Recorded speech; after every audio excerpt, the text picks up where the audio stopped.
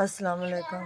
दो मेरे बच्चे न तां मेरी कोठड़ी है ना भाई सुमेरा ते मेरे बंदे दा ते दूजा तां मेरी धी बेचारी पागल है ते आ कोठड़ी है ते कदी मेहनत लभदी है ते कदी कोई नहीं लभदी है। कदी आलवा ते जाने ते कदी दिहाड़ी लभदी है ते कदी कोई नहीं लभदी है। बंदा मुथाज है ते बड़े हालात खराब हैं ते लोए करते हैं ते बच्ची मेरी असल बेचारी पागल है भाई। कदी आलवा की दिहाड़ी तो वागे कदी लोगों के घरों में काम किया ते बच्चे आदे पालदी पईयां।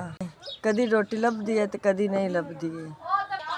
बड़े असीं तंग हाँ ते साडी कोई हेल्प करो भाई। रोटी लभदी है ते एक टाइम दी नहीं लभदी। मियां मेरे दा हाथ वजीजा होया है ते असीं बड़े तंग हैं।